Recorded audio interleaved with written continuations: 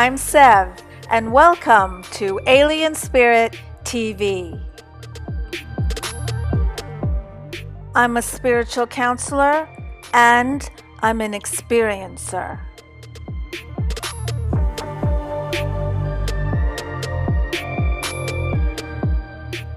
I created this series to expand your mind.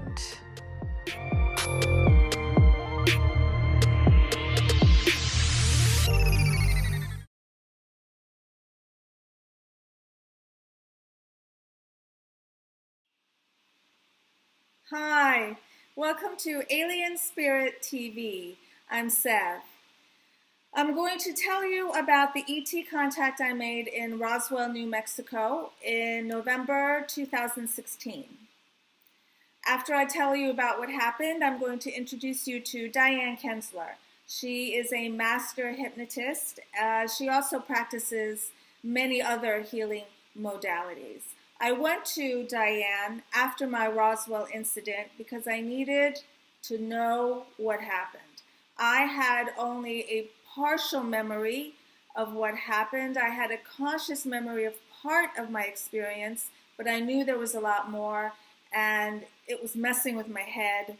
And after a while, I just needed answers. So a friend told me about Diane, and I had a regression therapy with her, and it was immensely helpful. So I'm very happy to be introducing you to Dianne Kensler. My trip to Roswell came up out of the blue. It was totally unexpected. My boyfriend was living and working in Hawaii for the final year of his career before he took an early retirement. And he called me one day and he said, I have to go to the White Sands Missile Range for work. So why don't you fly to El Paso? I'll take you to White Sands, New Mexico, and then I'll take you to Roswell and we'll spend the night there. And this got me very excited because I have known about Roswell since I was a little girl. In 1947, a spaceship crashed there, and there's been a huge cover-up. So I flew to El Paso. We went to White Sands. White Sands is beautiful. New Mexico is beautiful. It's like being on another planet. It's gorgeous and very different. We went to the White Sands National Monument, and we slid down the white gypsum hills, and that was a lot of fun. And then we went to the White Sands Missile Range, and that was not a lot of fun because I did not like it at all. It has a really creepy, dark feeling to it. It's at the base of a black mountain. And when we pulled up, I really just wanted to turn around and go the other way. But my boyfriend wanted to show it to me, and they have a museum, and we went through the museum. I just couldn't get through it fast enough.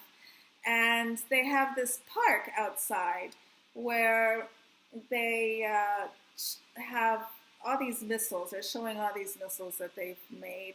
And everything is long and pointy, long and pointy, long and pointy. And then all of a sudden, there's this thing that looks just like a spaceship. And the plaque next to it said that it was part of a balloon testing system that was used, and the balloons were flown by Roswell in 1966, and the whole thing just looked like bullcrap to me. There's all these pointy missiles, and then all of a sudden there's a spaceship, and they're claiming that they were testing balloons with it, and I don't believe it. It's very suspicious to me. So we finally leave the missile range, thank goodness, because all the hairs on the back of my neck were up, and we go to Roswell. And we got there in the afternoon. We went to the UFO museum, and that was a lot of fun. And then we went to our hotel, and we settled in, and it was nighttime, and we were both really tired. And my boyfriend went to the bathroom, and I was flicking through the channels on the TV. And I was thinking to myself, oh, I wish the show People of Earth was on. It's a show that I really enjoyed. It was produced by Conan O'Brien, and it's a really funny take on an experiencer support group. But I knew that the last episode had aired and it wasn't on TV. So my boyfriend comes out of the bathroom, and I stop the channel on a commercial, and then we say something to each other, and then all of a sudden, People of Earth appears on the television. I was like, whoa, okay, I guess we're meant to see this. And so we watched it. We watched a couple episodes and we laughed. My boyfriend had never seen it before. And then we went to sleep. The next thing is that my eyes popped open like that. And the room was pitch black. I couldn't see anything. And I heard footsteps on the carpet. And I felt my boyfriend get into the bed. And I'm thinking to myself, why was Patrick sitting on the couch? Did it have to do with the aliens? And I went back to sleep. When I woke up in the morning, Patrick was taking a shower, and I was thinking, why did I think Patrick was sitting on the couch? Because Patrick never gets up in the middle of the night and sits on the couch. How did I know Patrick was sitting on the couch? Because I was sleeping, and when my eyes popped open, the room was pitch black. I couldn't see anything. And why did I think it was the aliens? And then all of a sudden, it felt like I was downloaded this information, and I started seeing visions in my mind's eye of me sitting at a table with a whole bunch of grays, and we're having a discussion or a conference. And they told me about the hybridization program that's happening with humans and the grays. And we also talked about a book that I didn't know if it was about a book I was writing at the time or another book, but we were talking about some book. And like this downloaded information came about how the grays are hybridizing with human beings because they're looking for the ability to express emotion, empathy, love, nurture, care, because the grays don't have that. And without that, a species cannot exist. It will die off. So that's why they're hybridizing with humans, because humans have that ability to express that emotion and the love and the care and the nurture. And I was reminded of an experience I had in Baltimore a few years earlier, where I was shown a baby in a test tube, and there were 3 grays standing behind me, a tall, a medium, and a short, and they were giving me my space and my time with this baby in a test tube. And at that time, I did not understand why I was looking at this baby in a test tube. It had the bluest eyes I had ever seen. And I drew a picture of it. I have a picture of it in my book. And I understood that I had something to do with the hybridization program. And all of this information came so quickly, and it was information that I had never known before. I went to sleep not knowing any of this, and then I woke up, and all of a sudden I have this information about the hybridization program. So Patrick comes out of the shower, and I ask him, Patrick, did you get up in the middle of the night? Yes. Did you go sit on the couch? Yes. Why? And it is at this point that I watch my very, very logical boyfriend start to struggle. Patrick loves logic. He feels comfortable talking about logical things. And this was not logical. And he said, this has never happened to me before. But I got up in the middle of the night and it felt like there was something in the room looking at us. And I got up and I looked for it and I couldn't find anything. And I tried to go back to sleep, but there was something in this room looking at us. And I eventually just had to get out of bed and I decided to go sit on the couch. And I watched you toss and turn in the bed. Oh, okay.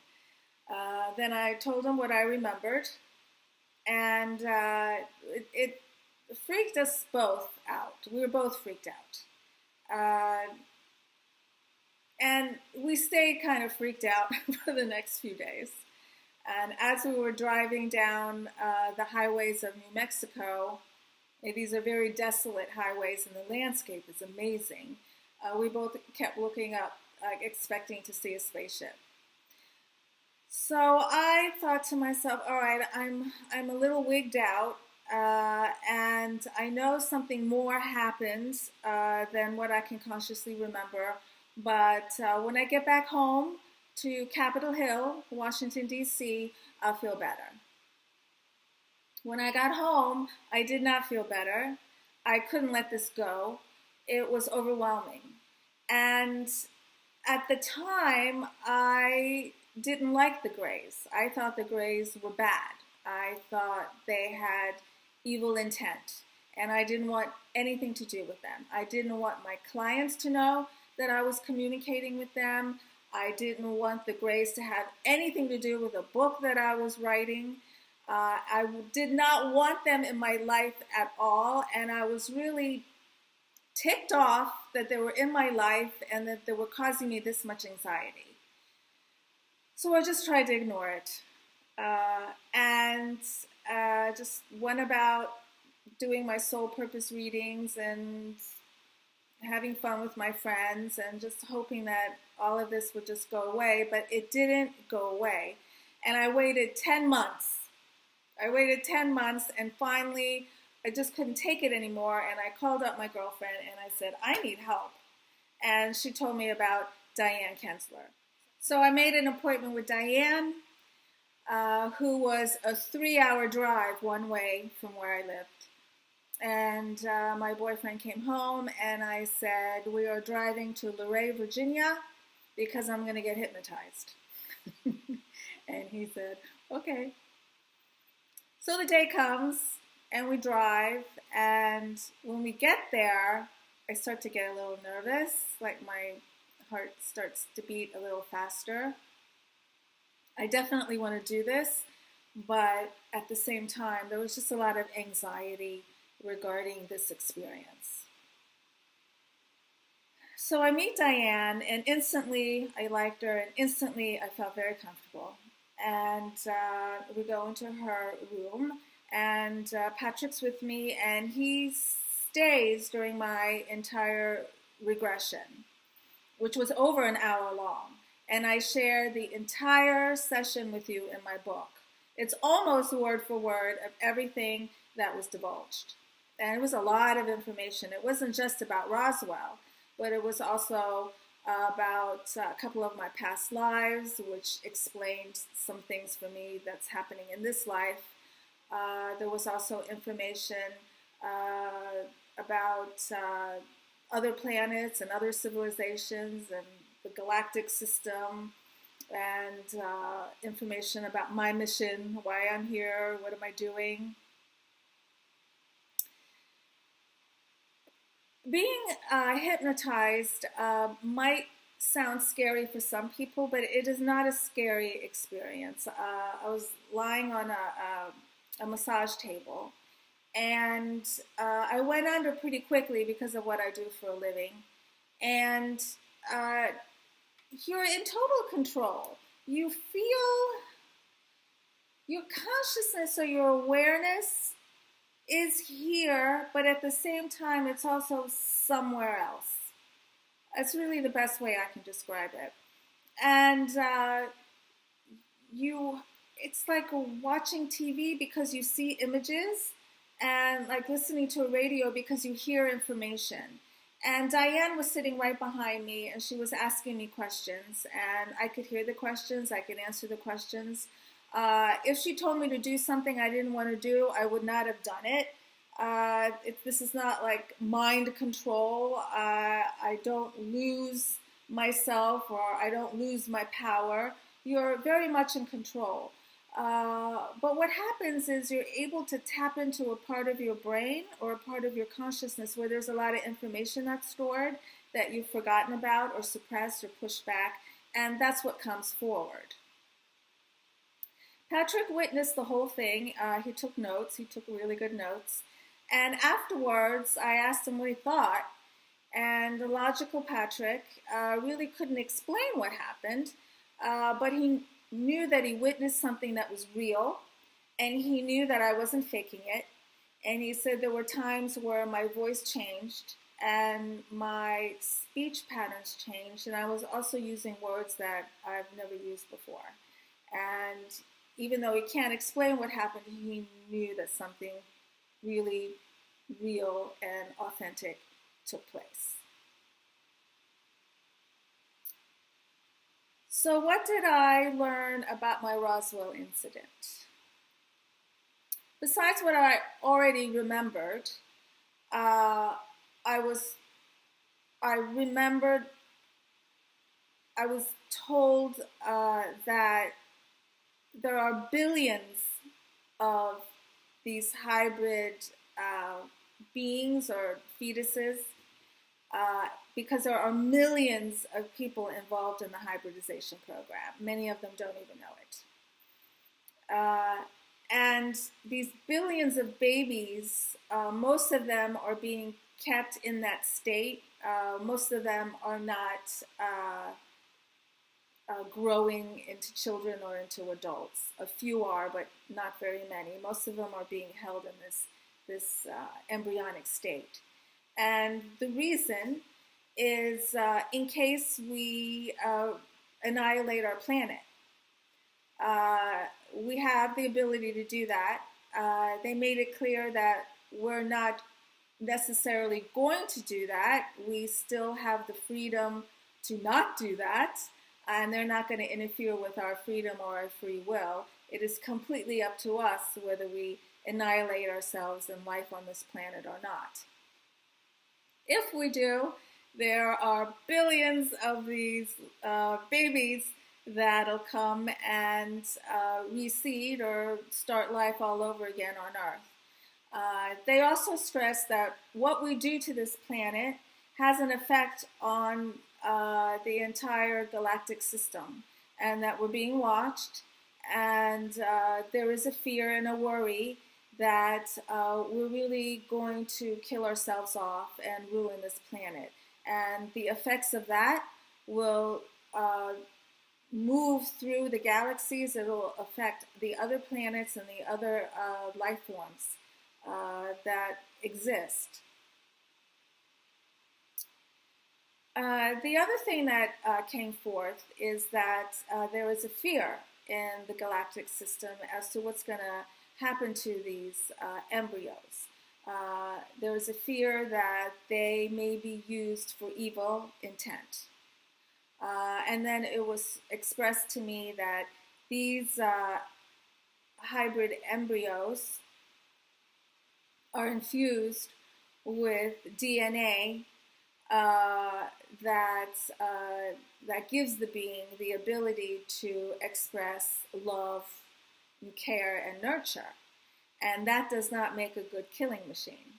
So if someone grabs these embryos and raises them and thinks that they're going to have a really good army on their hands that's going to kill and destroy, they're going to quickly discover that that is not going to happen. That's going to be a failed attempt at destruction, because the beings that are infused with love and care and nurture and empathy do not make good killing machines. My regression therapy with Diane was life-changing. I'm very glad I went, and I highly recommend her. If you think that you are having ET contact, or if you know you are and that you need some more answers, As you will discover in her interview, which is coming up next, she also practices several other modalities that you might be interested in. And now I introduce you to Dianne Kensler. Hi, Seb. Thanks for the introduction. Yes, I'm Dianne Kensler. I am a registered nurse and I have been for over 30 years. I'm also a registered natural health practitioner. I am a master hypnotist, and my career began in familiar healthcare settings like hospitals, urgent centers, and clinics, and I became board certified in 2 nursing specialties, one being occupational health nursing and the other being legal nurse consulting. Over the years, I did develop an interest in more natural care. Nursing is a holistic model of care, and I became a natural health practitioner, and I am currently owner of Moving Mountains in Louisville, Virginia, and I provide services like aromatherapy, reflexology, Reiki, iridology, sclerology, wellness guidance in terms of nutrition and self-care, and I'm also a master hypnotist.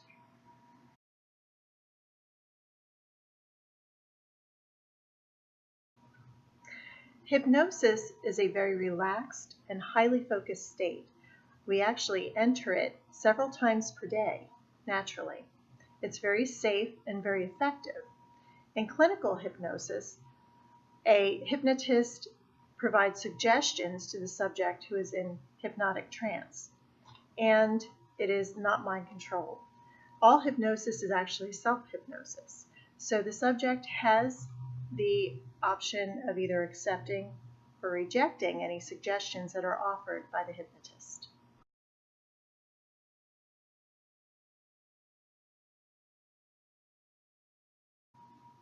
That is a really great question. As I mentioned before, all hypnosis is self-hypnosis. It is not mind control. And the subject has the ability to either accept or reject any suggestions given by the hypnotist.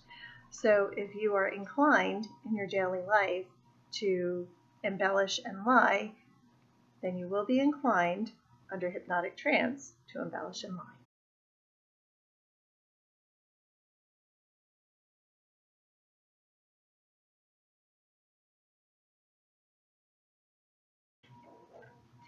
Regression therapy is a hypnotic technique.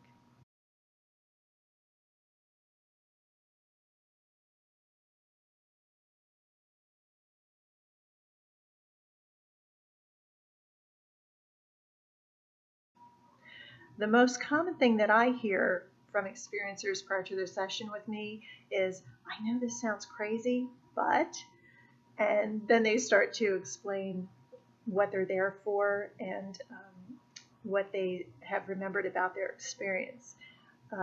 And the other shared thing is they all want to know exactly what happened to them. They have a strong, deep desire to remember.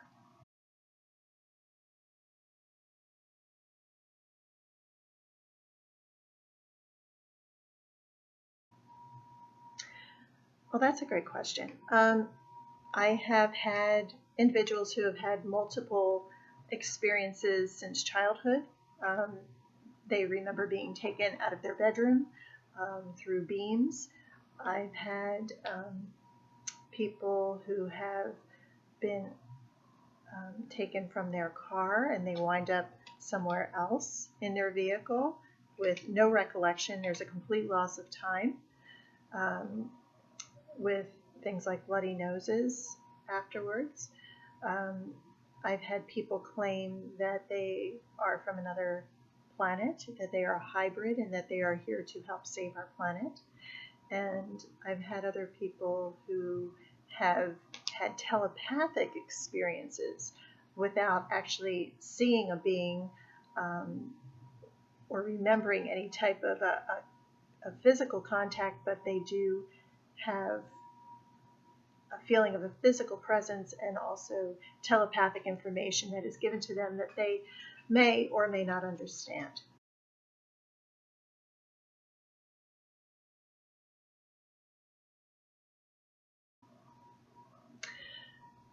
Post-session, I find that experiencers are in awe. Sometimes they are tearful, and all the time I find that they have a sense of relief at having remembered what happened to them.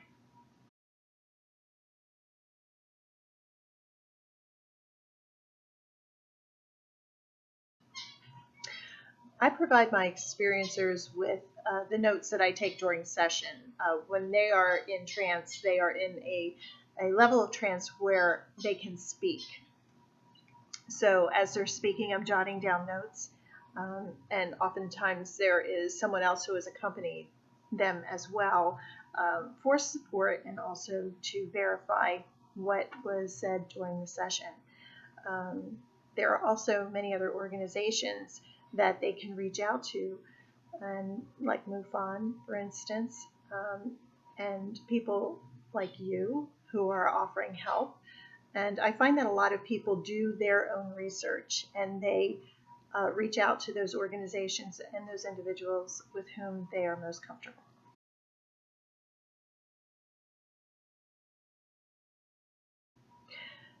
Well, I feel that these people are experiencing something, or they wouldn't be coming to see me. And there's my birds. I'm so sorry. It's not my job to judge it. My job is to get the information from them and to help them in whatever way that I can. I follow protocol, and the experience is completely theirs.